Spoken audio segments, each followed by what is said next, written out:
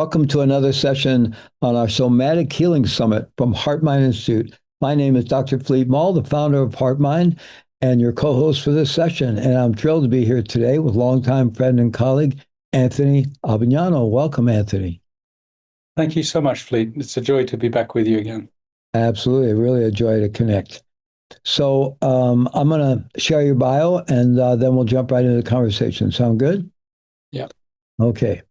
So Anthony Abbagnano is the founder of Alchemy of Breath and the Alchemy of Breath Academy, the only breathwork training institution recognized by the Federation of Holistic Therapies.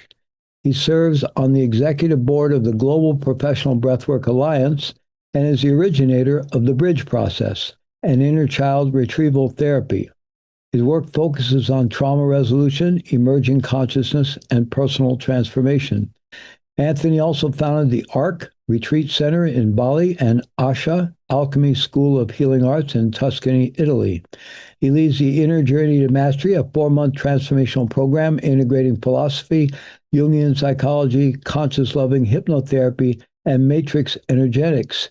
Anthony has introduced breathwork into a variety of settings, including festivals, yoga classes, the corporate world, hospitals, prisons, and nursing homes, and to the dying.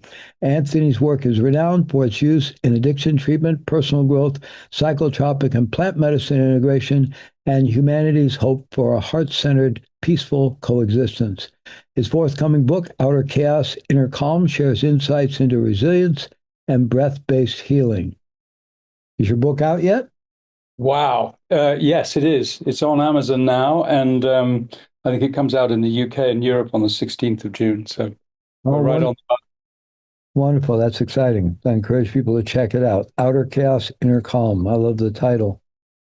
Very appropriate for today's world, I think. Well, I kind of think even if I rewind 50 years, it's probably an appropriate title. It's one of those titles that's always valid. So I feel very lucky to have struck upon it. Yeah. Yeah, I think that's true. So we like to start off these interviews with something personal from and experiential from our speakers. And so I'm wondering, this summit is all about the body, embodiment, somatic healing.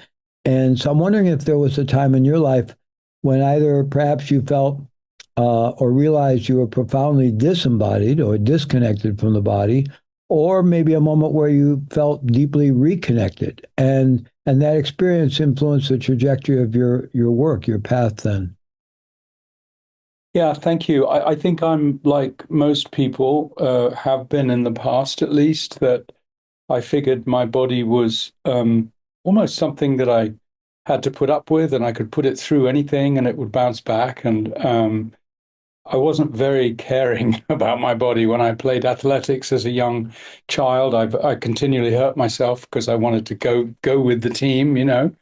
Um, so I think my whole childhood and the first half of my life, my body was at best an inconvenience or something to treat without care, without much love. Even going to the gym and working out and getting stronger wasn't really an act of self-love. It was an act of accomplishment and something that gave my ego some sense of purpose and pleasure.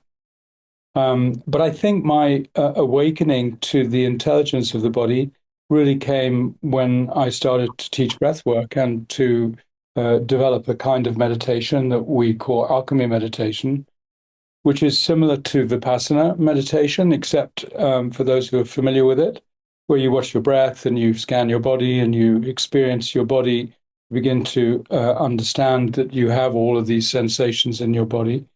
But alchemy meditation is designed also to actually converse from that deep state of inner awareness. So I would drop into my body, and like right now, I've got a little bit of a lump in my tummy, and I would kind of become more and more aware of that and give that my focus, and then speak from that place. I would say something from that place. And this came hand in hand with the first session I had with a seer, an intuitive, who I'm happy to say is now my wife, some 15 years ago. And she said, you know, God speaks to you through your body. And I was like, well, yeah, right. But Actually, what happened after I heard that was I began to wander into it. I began to be curious as to what is this body doing? You know, I understood from my work with Jungian psychology and with modern psychology and trauma work that every experience we ever had belongs somewhere. It lives somewhere. And the more that I started to work with clients, the more I understood that chronic disease begins with unease or something that's not resolved that gets embedded somewhere in the body. And it seemed that anybody who came to me with a physical complaint was actually referring to a time when it first began, which was usually a trauma or some kind of impactful incident that was not resolved. And of course, we lose our breath when we are traumatized. And when we lose our breath, that's when we begin to embody things on a cellular level. And so I think, like a lot of people have discovered perhaps now, I kept on letting this happen in my body. But after that one session with Amy, I started to reflect more on, well, what could that mean? And one of the favorite questions I ask during a breath work is, what is your body saying? If your body had a message for you right now, any sensation that was in your body, what would it be wanting you to know? And now we know with the advancement of polyvagal theory and neuroscientific research that most of the messages are actually going from the body to the brain, not from the brain to the body. And so, and they say 80-20 is the ratio. So 20% is going that way and 80% is going that way. Well, wow, that fascinates my mind. The opportunity, even as a pragmatist, the opportunity to 5x, to multiply by five my awareness seems like too good a chance to miss. So, really, for the last 15 to 20 years, my research has been about embodiment and understanding that there's a language that once we learn to listen to it is just so helpful. And a simple example would be that every time we have a headache, we're told to take a pill, right? But we also know that 96% of headaches come from dehydration. So maybe I drank too much coffee today, or maybe I had a soda pop or something that dehydrated me, or alcohol or something of that nature. Really, if we drink sufficient water, most of the headaches we experience will disappear. But we don't listen to the headache as a message of a requirement of the body. We receive it as an inconvenience and something that needs to be cast aside. So we find an outside solution to make that happen. Yeah, that's fascinating territory when we just re-embrace the body, our home. It's just fascinating. There's such depth of information and knowledge and wisdom there to explore. The breath work in particular, the breath sometimes is spoken about as kind of this um, connecting point between the conscious mind, the subconscious mind, between our more voluntary conscious processes or more involuntary processes of the body. And I'm curious, in terms of the mechanisms of healing the body, how your understanding about how breath work then becomes a way in which people can release trauma, become more embodied, which you were kind of describing already in your own experience, and so that um, to release or heal traumas, to improve one's overall kind of somatic regulation, nervous system regulation, and just reconnect with the body. So, wonder about there are a lot of different somatic modalities and therapies and types of body work out there. What is it about the breath work in particular that you find a helpful vehicle? Thank you. I think there are a couple of premises that we need to accept in order for it to be helpful. One is that when we're working with the subconscious, there are very few ways that we can access it after we're 15 or 20 years old. And one of those ways is by repetition.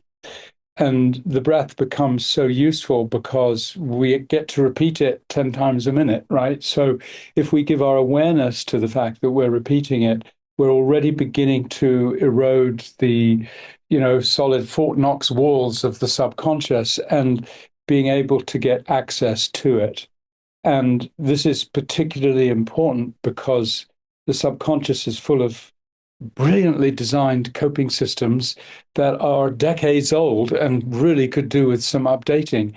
And so when we develop a coping system to deal with our trauma in those first 7 years of life, we're likely to keep using that coping system all throughout our lives, unless we can actually access the subconscious and bring some ease to that part of us that got traumatized. And that's what happens when we get traumatized. We begin to fragment. And because we don't want to remember the trauma, we also kind of throw out a part of our own being with the memory of the trauma. So we cover the trauma with layers of forgetting, you could say, but we also cover up the availability of a part of ourselves that got wounded when that trauma happened. So using the breath repeatedly and consciously, and especially if one is guided by a good facilitator, we not only get to gain access to the subconscious, we also have the opportunity to communicate with it from our conscious mind and to create the shifts in the basic functioning database. So then we can relook at our coping systems and make choices. The choices that we lost at the time of getting traumatized, we can now re-employ to say, really, is this the best way of dealing with life? So I'll give you an example. I was a cesarean, and as a cesarean in the days when I was born, my mum had her organs taken out of the body. She was given a full anesthetic, and it takes 45 seconds for that anesthetic to come through the umbilical cord and go to the baby. So when I was born, I was actually already anesthetized. And the consequence of that trauma for me was an overriding ability to dissociate. If you can manage your dissociation, that can be really helpful in life. But if it's automatic and you just can't pay attention to anything which might have some kind of challenge within it or opportunity, it becomes very crippling as a way of living. And it wasn't until I became aware that that was my modus operandum that I could then make the choice of, okay, how can I correct this? How can I consciously change this? And Dr. Bruce Lipton says that 4 or 5% of our choices are made from our conscious mind, and the other 95 or 96% are made from our subconscious mind. So the odds are slim to be able to get in there with this 4% and recreate a truth, rescribe, to rewrite a part of our life story is a challenging thing. And the breath that I've used and the breath that I teach is, to me, the most powerful and instant tool. But I don't want to take credit for it. There's something bigger that's at play. And for me, especially having studied miracles, I've always been fascinated by miracles and how we relegate them to the realms of the not just unlikely, but impossible for me stories that we tell ourselves. What I understood from my study of miracles is there's some cosmic code up there in all the fracas and all of the chaos that's in the world. There's something in the superconscious that wants in, and it automatically erases and rewrites. It has a power that is beyond human power. So I often say, if you don't believe in a higher power, then a higher power cannot help you. And when we dwell into that just for a moment, isn't it worth the risk to inquire as to whether there might be a higher power that is benign and that actually wants to help? And so when we say breath work, we're talking about inspiring, right? And inspiring means bringing in spirit.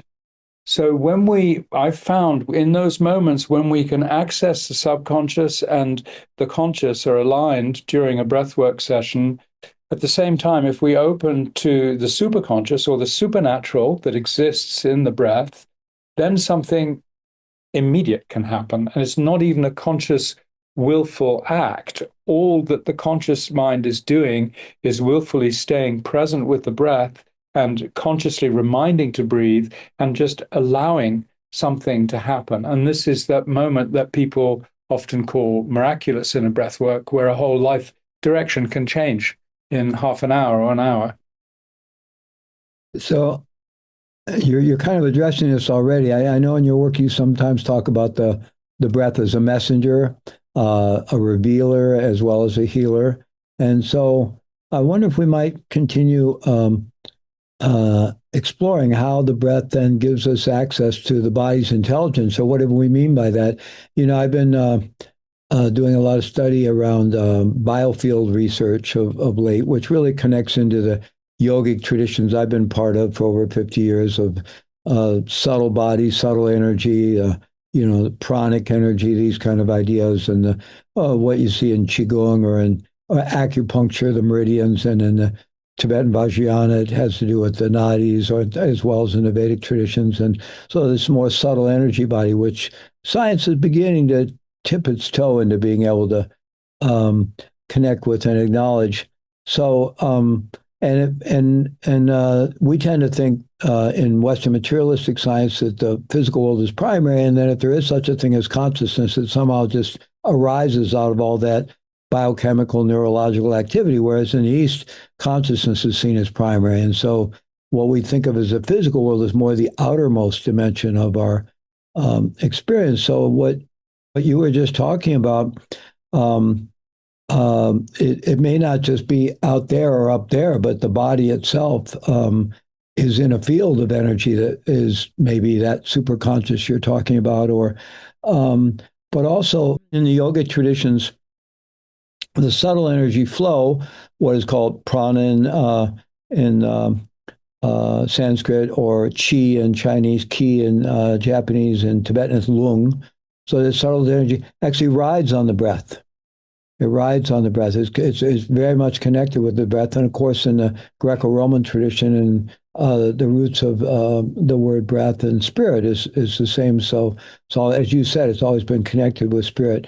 So I wonder if you could talk more about how, in your experience, then the breath can become that messenger or that vehicle that perhaps we get in touch with this subtler energy. And I also like what you said about that kind of when we get in touch with that, it can kind of maybe erase, sort of like a reset of your computer or something, or defragmentation.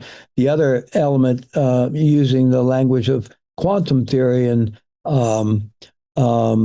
Deepak Chopra's book around the quantum body and so forth, it seems like there's a deeper level of reality.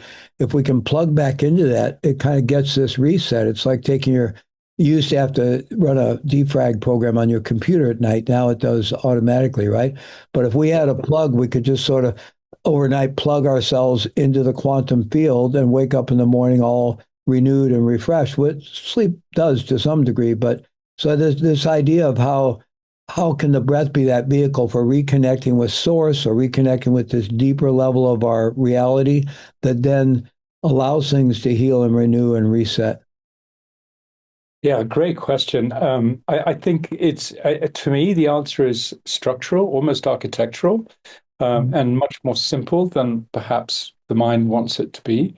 Um, what happens when we breathe consciously, and even more so when we breathe a conscious connected breath? That is, there's no pause between the top of the inhalation and the bottom of the inhalation, is that we increase oxygen flow to the bloodstream, but we actually decrease oxygen flow to the prefrontal cortex.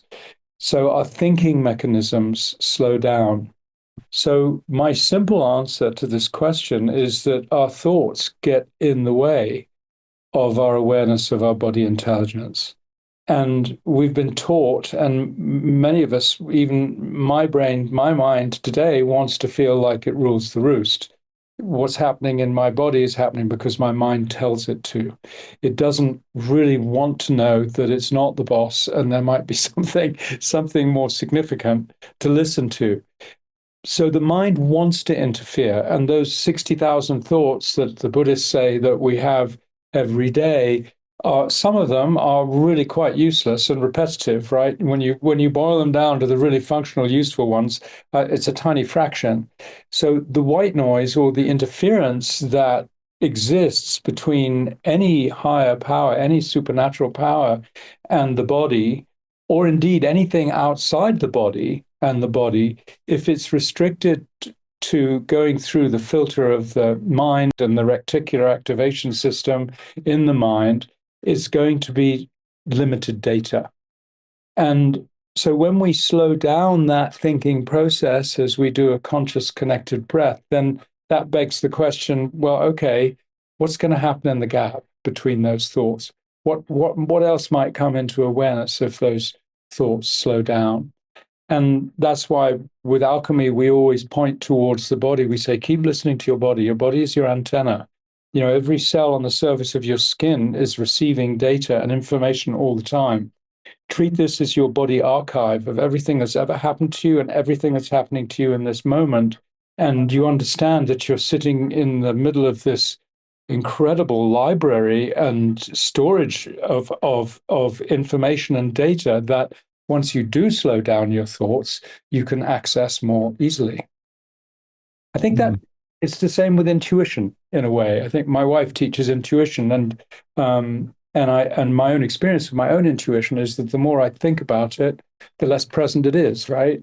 It's that unlikely thing that slips in the mind that the mind immediately wants to discard. That might be the thing that we need to listen to most. So I'm curious, I want to continue talking about the healing process and about your work around the inner child work, the bridge process you developed. But first, in terms of the breath work you do, I mean, there's breath work that can simply support better regulation of our autonomic nervous system, or if we're too upregulated, we can do things like straw breathing or box breathing or 4-7-8 breathing, things that are soothing and calming and help regulate the nervous system. You do this continual breathing, so I assume that verges into breath work that's designed to be a bit more transformative. Extreme forms like holotropic breath work, or that can even create psychedelic-like experiences. But it sounds like you're doing something that is sort of shifting the biochemistry of the body and the breath in ways that can get us out of that thinking mind and into a different way of being. So I wonder if you could just describe the type of breath work that you offer. Yeah, well, I think first of all, the primary offering is breath awareness, is to help people remember the importance of the breath and how it can be used in very simple ways to adjust the nervous system. We call it hacking the nervous system. So if you're feeling anxiety or a sense of panic, there's a breath you can use to change that. And so my first recommendation, 101 for anybody, is to really start cataloging the ways you breathe in different circumstances. When you're walking down the road, when you're climbing stairs, when you're making love, when you're having your dinner, when you're late for an appointment, when you're very relaxed and calm just before you go to sleep. You know, notice how you're breathing and to begin to catalog the way you breathe in those circumstances, and know that you can actually recreate those circumstances by using the breath that you were using, that you cataloged in the first place. So, for example, I just flew in from New York last night. I was a little tired today before I came into our meeting. And so 10 minutes before, I did quite a fast, powerful breath, breath for 3 or 4 minutes, so I could really be bright and wake up and show up in a full way. Now, if I'd been nervous or my gut was a little tight before I came on, then I would be taking a calming breath in order to make sure that I could be present with you. So that's kind of like an off and on switch there, but there's actually a whole dashboard with gauges and dials. And the more you develop intimacy with your breath, the more of those dials you discover, and you can learn to twiddle them according to the ways you need to. And you then become the master of your own breath practice, which is really the best and most empowered way to be. That way you don't need to rely on people like me to remind you. And let's remember, I'm reminding you because I need to remind myself, right? We always teach what it is we need to learn. So that's the reason I love talking about the breath, is because it brings me closer to it. So that's your 101. When we start to go into more advanced breathwork practices, which involve the conscious connected breath, like I mentioned, then we begin to alter the nervous system, but also the frontal lobe. So we're starting to change our perception. We have an ability to adjust our perception. So with the conscious connected breath, which is, I'll do a little demonstration. It's going to be a continuous breath, and I'll do it through my mouth, so it's more significant.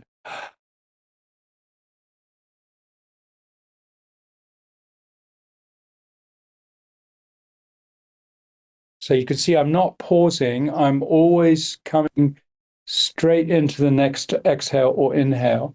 And what happens when we close that gap and we deny the pause is that each breath builds upon the last breath. And even now, just after three, I can feel some things going on in my forehead, like a mild headache and a bit touch of disturbance, like, that's a bit unfamiliar. And that's just in three breaths. But when we do a breath session, we would breathe for a minimum of 30 minutes or an hour. So as we do that over a longer period of time, it's not just that question that I said where we start to slow down the thoughts and inquire into the space between them. It's like a whole different world becomes available in that space. And you can't really talk about it. You can only experience it. But if you think of, we use phrases like two sides to a coin. And if you think of maybe the way we look at life today is looking at one side of the coin, it's as if we can go around to the other side of the coin and gain a completely different perspective about all the things that we deal with in life, from the most joyful and wonderful to the most challenging and dark and horrifying. That when we take them into the breath state and we sit with them, then they begin to shift because our perception shifts. And that's really where the advanced breath work is. And that can include holding your breath on the exhale or on the inhale, or just doing the conscious connected breath. And that's more akin to holotropic, like Dr. Groff's work, or rebirthing that you might have heard of. The breath that I teach incorporates all of those breath styles. And I've selected what I find works the best. I'm particularly noted for working with the breath gently because I don't believe it needs to be overly impactful. And I think out there in the world today, there are so many ways of adjusting the brain state that are based on medicines or psychotropics or plant medicines that we don't really have a lot of control over. And what I love about the breath is that it helps us integrate. With each breath, we're actually integrating whatever it is that we're becoming aware of. So I find it a great way to help people who've had perhaps troubling experiences with those plant medicines as well. Mm-hmm. Well, let's talk about your bridge process, the inner child work. So, and connecting that with the breath. I assume the bridge process involves your breath work. It does, and the breath work changes according to who I'm working with the bridge. The bridge is a very simple, I would call it an inner child retrieval process that takes between 30 minutes and an hour. And it's based on the principle that each time that we're traumatized, we do fragment away from what it is that hurt us. And at the same time, we inadvertently lose that part of us that got hurt.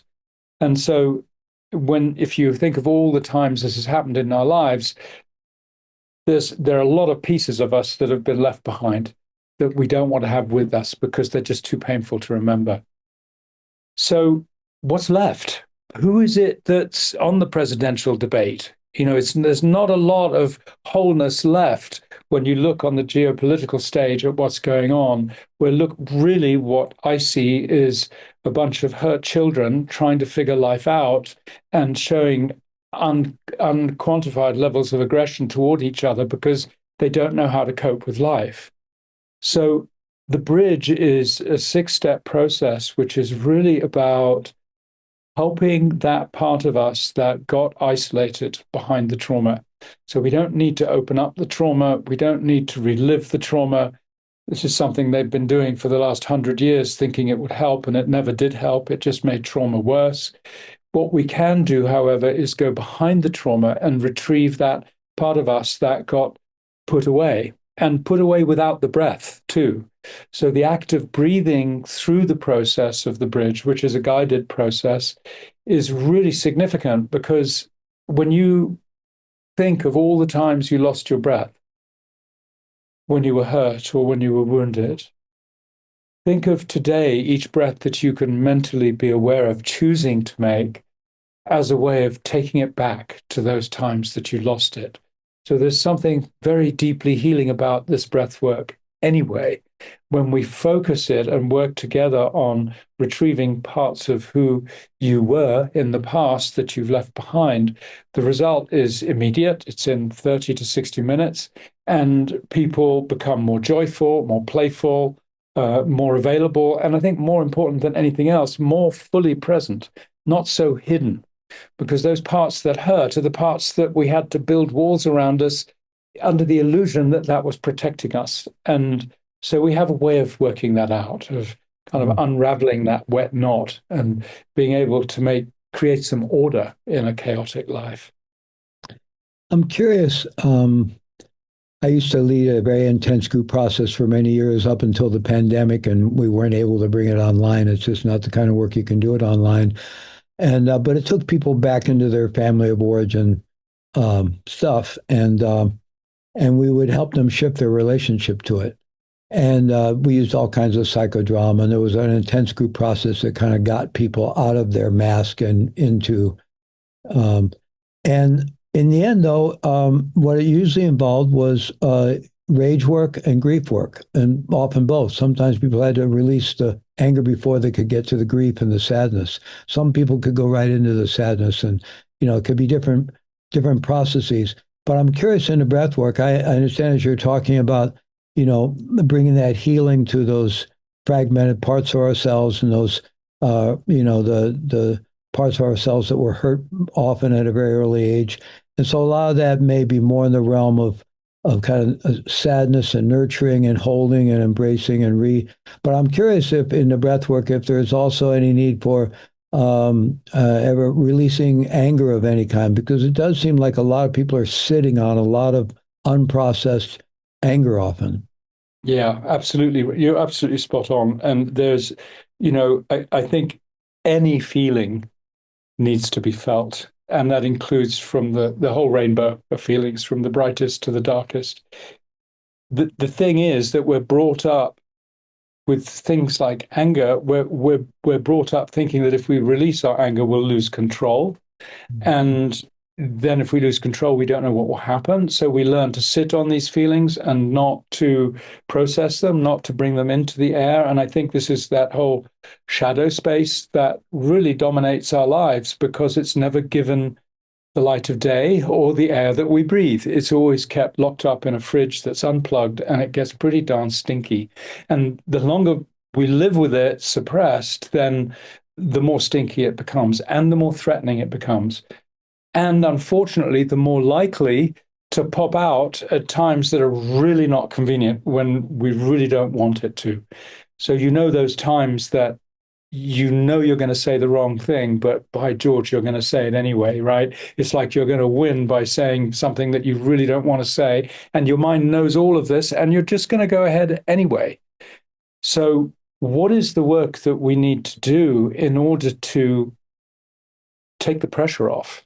To take the valve on that pressure cooker or open up that fridge and let it have some fresh air in there. It's allowing ourselves to feel and breathe. And that's as important with joy or sadness as it is with anger or grief or guilt. Any of the emotions that we might experience, when we learn to breathe with them, are lubricated. They can begin to flow again. And so often we find that underneath an emotion that we're refusing to feel is an ocean of positivity and a wealth of personal and spiritual resource waiting to be utilized by us, but we just can't access it because we're frightened of feeling. So whether it's anxiety or fear or anger or guilt, any of the shadow feelings, I always recommend breathe into it. Feel just as much as you can, but meet it with your breath. And once you find your breath getting choppy, like you're beginning to contract or hold on to it, that's where you stop and just come back to your breath. Let your breath win. Let your breath lead the way. And then the emotion can follow your breath. And you'll find that even the most challenging emotions, You can feel them richly and fully, but you can also be in the witness if you're following your breath. You're actually watching that emotion. And when you stop over identifying with the emotion, and denial is over identifying as well, when you start to allow yourself to be with the emotion, then it's not nearly so threatening anymore. Hmm. Yeah, it sounds like a very deep, effective, and also gentle way of working with the healing process. Um, uh, I'm sure it could be quite intense at times, but just as you said, you can, if it's getting like too destabilizing, you just let the breath bring you back into. So it seems like there's a natural integration going on all the time with that approach to the work. There is. And when you think how many breaths we've forgotten that we're taking, there are quite a few we can remember and learn to use productively too. So let's talk about your book a bit, Outer Chaos, Inner Calm. So, and as you mentioned, I think life has always been challenging, and actually historically, perhaps it's even been more challenging. And um, you know, um, there's a lot of wonderful things going on in the world. We don't often realize that when we look at the news because it portrays all the negativity. And so we are living in a very interesting time. There's a lot of wonderful things going on in the world, but there are also a lot of challenges, and we're more aware of it because of the media and everything.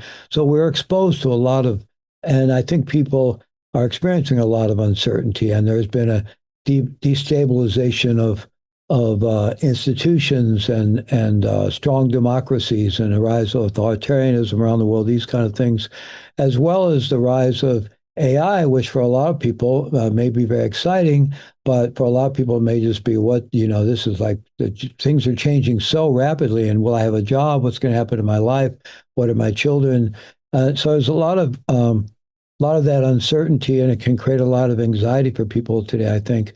And so your book, Inner Calm, Outer Anxiety, would seem to point in the direction of being able to develop the kind of resilience that would, in some ways, I've often liked the term that some writers and authors use of future-proofing ourselves. What can we do to set ourselves up to be able to deal with whatever life brings in the future? We don't know, but what can we invest in that's going to best set us up to be resilient and nimble and be able to flow with life and respond, right? So I wonder if you could talk about breath work and its relationship to developing that kind of resilience.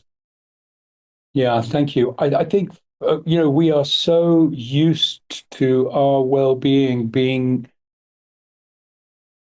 informed, if not dictated, by our outer world, right? Mhm. And this was normal when we were a little wee thing and we needed to be changed or kept dry, or we needed to be suckled or fed or loved and nurtured. Um, but there is a moment in our lives that we have the opportunity to actually uh, change that. And so this book is really about reversing this dynamic of our inner being informing and dictating our outer world. And so, how can we actually even use this outer chaos as compost, if you will, to transform it into the material from which we can grow? And a lot of that is done in response to different situations that arise. And that's a great time to use our breath. I have a student who made a great statement. He said, emotional intelligence is the ability to take a breath when you don't want to.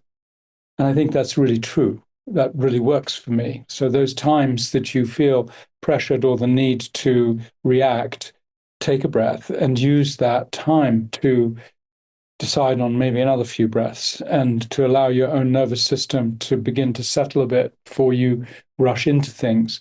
So that gives you a little hint of really what the book is about. It's about taking that breath, but it's also about learning to individuate from the world and making ourselves less of a victim in this world. So, how can we learn to develop a more robust sense of our own ability to respond or responsibility, if you wish, rather than always being subject to the next piece of news knocking us off our pedestal or knocking us down again? what inner work can we do in order to become stronger? And indeed, it's about becoming, it's not about doing. And we're so used to, in our world, measuring accomplishment by outer measurements of, diplomas, degrees, wealth, houses, material belongings, spiritual wealth, whatever measurement people use, there's a tendency to want to brandish it, to make a brand out of it, in order to feel more at peace with the world. Like, at least I can dominate my world. But I'm not really talking about control. I'm talking about empowerment. And there's a difference. You notice people in your life who seek to control you are not empowered. People who are empowered inspire you, and you want to learn from them because they inspire you. So this book is about transforming our rather muddled selves into becoming inspirational for other people by virtue of who we've become. And an example of that is when you're at a cocktail party or a dinner party or a gathering of a lot of people, and someone walks in the room and you notice them because they have a quality of presence that's inarguable. And that person, it's almost as if they've got a light shining down on them. They're so different because everybody else is talking about themselves or trying to protect themselves or trying to impress someone else. But someone who's present doesn't need to do that. They can simply just be here and know that they're okay. I'm okay. And therefore they become attractive. That's really what this book is about, is attracting the life you want and the people you want in your life and the circumstances that you want in your life by virtue of how magnetic you become. It's so powerful, and I think it really points to for me, the journey that we're all on as human beings. We're all on some kind of hero's journey. I love the classic depiction that Joseph Campbell drew from many traditions. Um, because I think it's part of the human condition that even with a fairly ideal upbringing, that we're going to end up to some degree disembodied. We have these incredible supercomputers on our shoulders, and so we get fascinated with that in the world of thought and the cognitive activity, and the world is teaching us to try to control our lives and manage to survive and thrive by using the supercomputer out there, right? And to our own detriment, we don't have a home, right? We lose the body as our home, and we create this psychological self, and then we even imagine we can be out here and talk to that and criticize that. I mean, we live in the cloud, to use Yeah. computer analogies, right? We live in the cloud, but we need a home. As human beings, we need a home. And so we're always looking for a home, and we go looking for it in all the wrong places, as the old country song used to say, right? Looking for love in all the wrong places. And our circumstances determine how we feel, right? As you were describing, right? It's all external. And so this process of coming back home and discovering some unconditional okayness seems to be just at the heart of the journey, to coming back home and finding that without having to prove anything to anyone, or despite any circumstances out there, there's some fundamental okayness in the heart of my being, in the depth of my being. That just seems to be what the journey is really all about, and that changes everything as you're describing. Yeah, and it is a hero's journey, and I think one of the key teachings that I take from Joseph Campbell's work is that there's always something waiting to happen, and actually, what it is that's going to happen is remarkably dependent on us. It's not that it's just going to happen anyway. I mean, we know from quantum research now that there are things that can't happen until someone is present. Then they can happen. And when I apply this as a principle to my life, it means no matter how daunting things may seem, or no matter how overwhelming a moment might be, there is something else waiting to happen. And I do have the opportunity to participate in that unfolding. If I resign from the opportunity to participate, that's when life really goes crazy. But if I can polish my lens of noticing and pay more attention, which are kind of counterintuitive in a fast moving world, to stop and take a breath and reflect. But if I'm able to do that, I'm really a step ahead already. And then using that space that I'm creating, I can then inquire into, well, what are my options here? There's more than I can see. that's going on. How can I see more of what's going on? And then it becomes fun. Even an overwhelming moment is just an opportunity. And then that's how we become empowered as human beings. Well, Anthony, I'd love it if you'd be willing to lead us in some kind of brief breath work session that's appropriate to do online here, maybe a few minutes. But first, just before that, so I want to give you a chance to think about that and prepare. But before that, I'd like to ask you just a little bit about this Inner Journey to Mastery program that you have. And I love the idea of mastery. I've always used it a lot. And, not so much as a destination we get to, okay, now I'm a master, I have mastery, but more as an aspiration or a journey that we're always on this journey to mastery. I was very impressed when I was quite young by a book called Mastery by George Leonard, who was a newspaper man, a journalist, I think in Chicago, and discovered Aikido quite late in life in his 50s and just fell in love with the practice of Aikido and really learned to appreciate not so much trying to get to some place, but just a love of the practice, a love of the process, a love of the journey, and being in that journey to mastery, right? But I also, what I love about mastery is that it's sort of the idea of mastery. It's the opposite of settling, or just, I'm just going to settle, or I'm just going to cope with life. But no, we're actually here. We're all in this journey, and we're here to evolve, to change, to be whatever we can to thrive and explore the next levels of human development and so forth. So I love that aspirational notion of mastery. So I wonder if you could just talk a little bit about your program.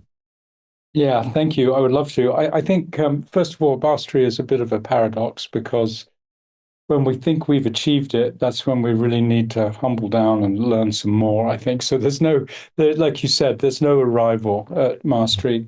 I was once suggested by a friend of mine when I was speaking about mastery, and she said, well, mystery is the antidote to mastery. And I was like, yep, the penny dropped for me. Yes, there's something that's beyond mastery. We're going to need to learn how to leave this world, and it's not going to be what we've accomplished. It's about how good we are at undoing things and putting things to rights more than collecting and amassing and accumulating.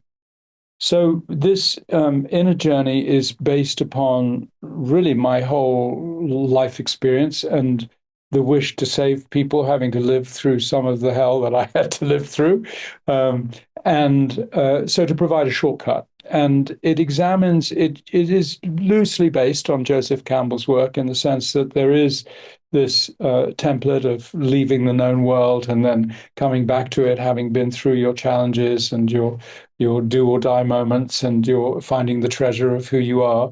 That's certainly very present in my inner journey and in my book, incidentally. But there's something also that I've supplanted, I've laid on top of it, which is a template of a lifetime. So from birth to death. And we actually go through each stage of life, letting that be informed by Joseph Campbell's inner journey and understanding that there are parts of our lives that we've already lived that dictate who we are and the way we're going to live. And some of those can be rechosen and rewritten. And then there are parts of our lives that we have yet to live. And what are the tools that we can acquire consciously in order to greet those moments in the future? So it's a journey that when I teach it, sometimes I have people of 22 years old alongside people of 85 years old who are studying it together. And there's such beauty in seeing how the 22-year-old informs the 85-year-old and vice versa. It's not just one way. It's actually a dream come true to me that the wisdom that comes just after we're born that we tend to lose as we get older and we tend to come closer to as we get to be more elders and more ancient in this life journey, how similar they are and how beautifully they work together. So the inner journey to mastery and really beyond, because we go into the mystery and we go into the death of who we are at the end of this journey, is really about taking this in bite sizes and looking at the parts of our lives that we choose to rewrite, that are not acceptable to us, that are creating suboptimal outcomes, we could say, things we want to make better. And then also designing the kind of life that we want later on. The idea is to be able to breathe our last breath without regret. And that's going to take a bit of work. We need to practice right away to do that.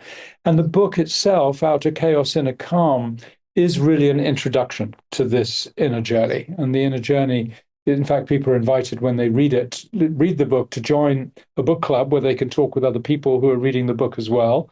Because I've found that the element of community and communing together as we go through this journey is so helpful. It's so helpful to know that someone else has got the same issues that you've got, and that it felt your anger or your guilt or whatever it might have been felt so lonely, so isolating. It's so positive and positively reinforcing to know that actually it's not personal at all. This is life, and there are hundreds of thousands of other people that are experiencing the same thing. And so as you go through this journey and you begin to put yourself back together again, then you then become the inspiration for other people who just don't know how to do that. And that's what this is all about to me, is how can we as human beings empower people to empower people? And we have a motto called 10 to the power of 9, which is a mathematical statement.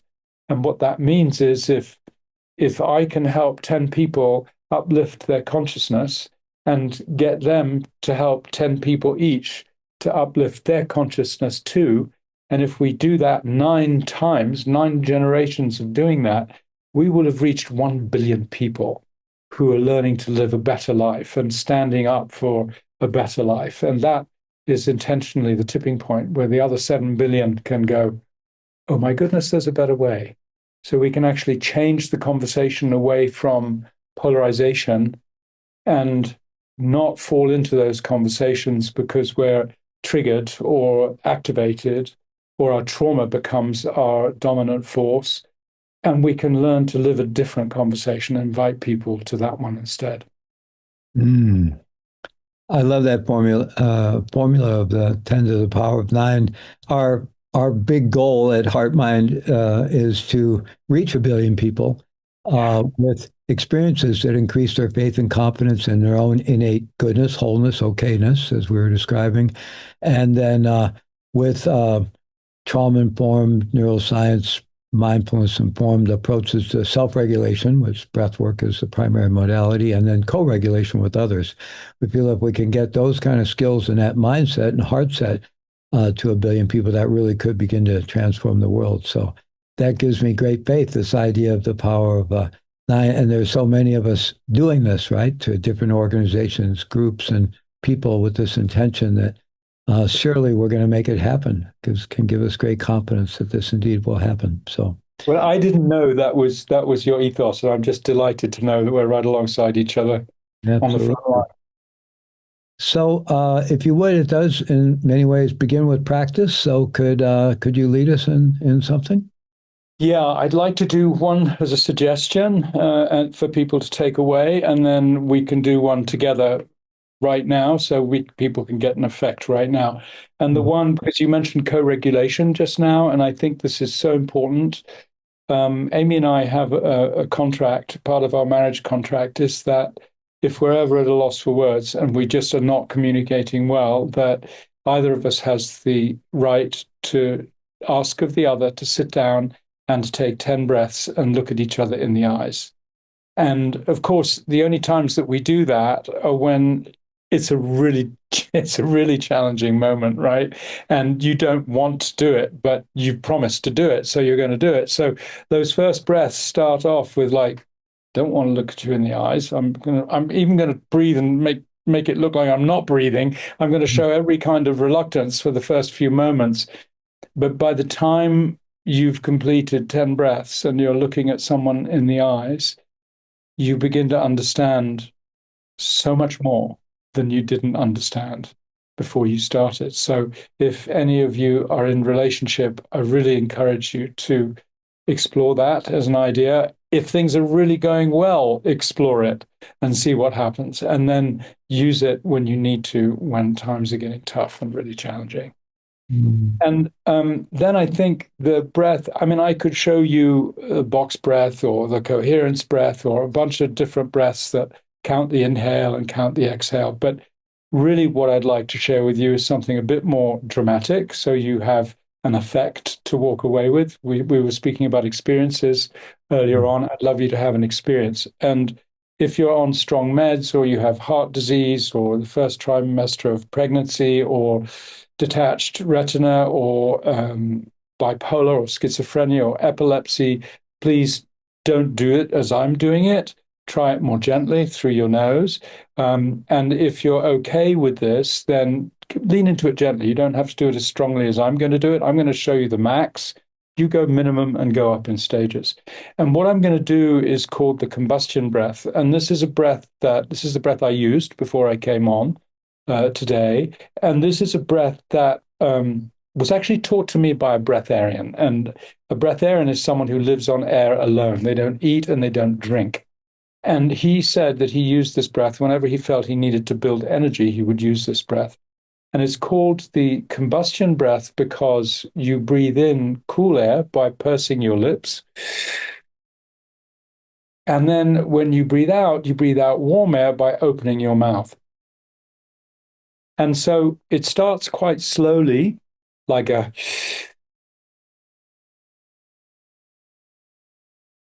that speed, but it ends up being a. And then when I finish, I'm going to exhale and hold, and I'll just hold for 5 seconds or so.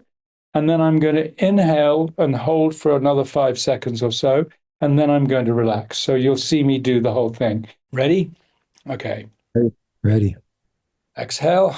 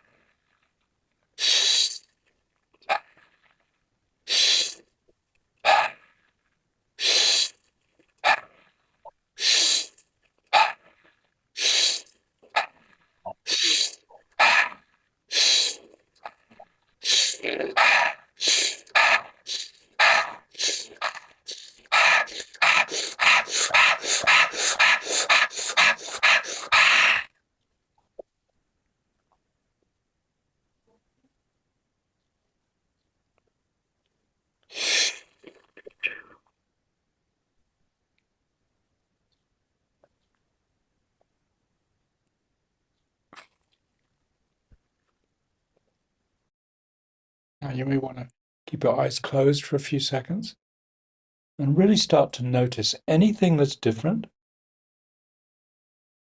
Maybe your throat is dry. Maybe that you could feel your pulse more significantly. Something has changed. You may want to take your hands and maybe let them approach each other and notice if you feel any of the energy that you've generated coming out of your hands. And if you do this practice with someone else, you can try putting your hands up against theirs without touching and just noticing if you sense anything that's there energetically. Perhaps even across the big pond. Absolutely.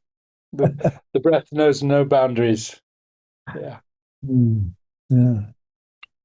Oh, wonderful.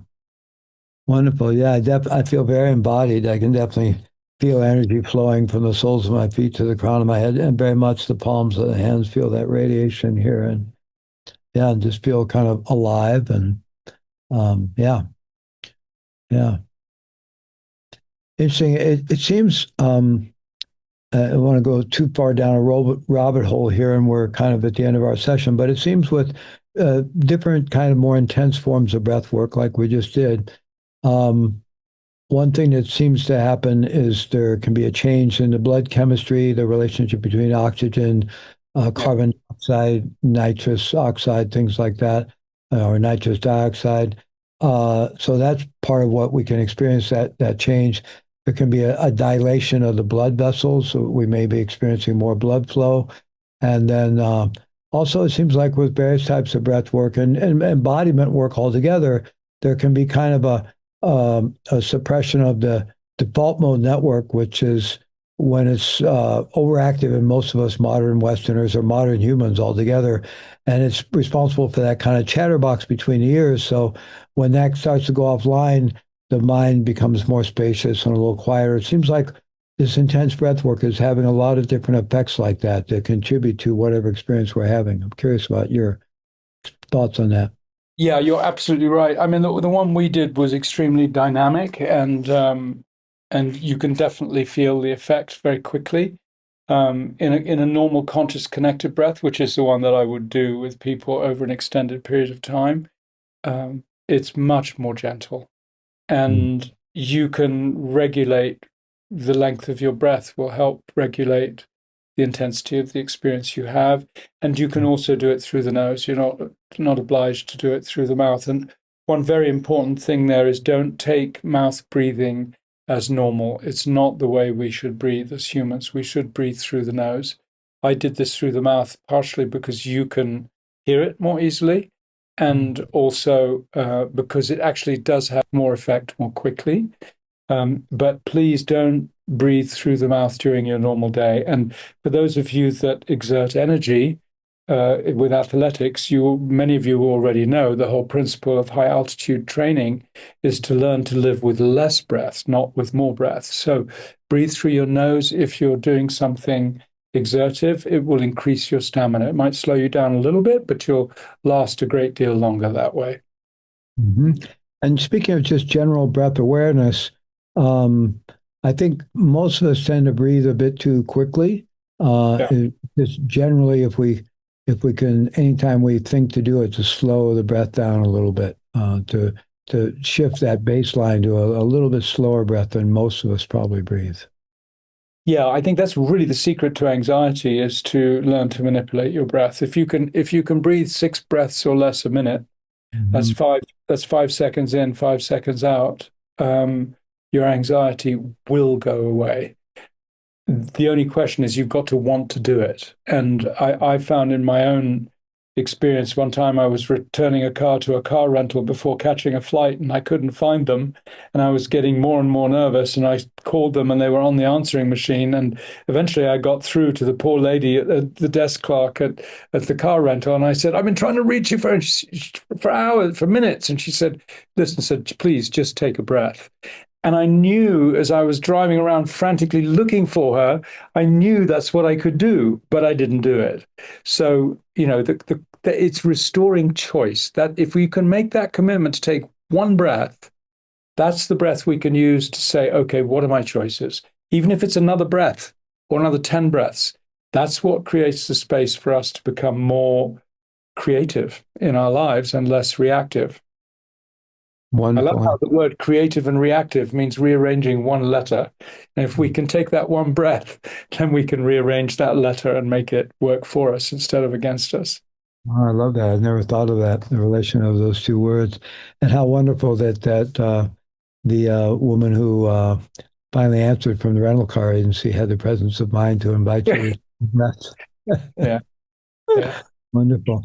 Well, thank you so much for this, Anthony, and thank you for your wonderful work altogether, everything you bring to the world, and thank you so much for being part of our Somatic Healing Summit. It's a real privilege to be part of it. And I know that all of the other speakers will join me in thanking you, Fleet, for putting it together. This is exactly what the world needs. And it's a joy to be with you again. So thank you. We have a whole wonderful team that's putting all this together, and it's great to know that we're both shoulder to shoulder in this same aspirational dream and vision, and really confidence that we can uh, bring these skills and this knowledge to enough people where it really will begin to create global change in the world. So I'm glad we're shoulder to shoulder there. Yeah. Mm. Be Thanks. well. Thank you.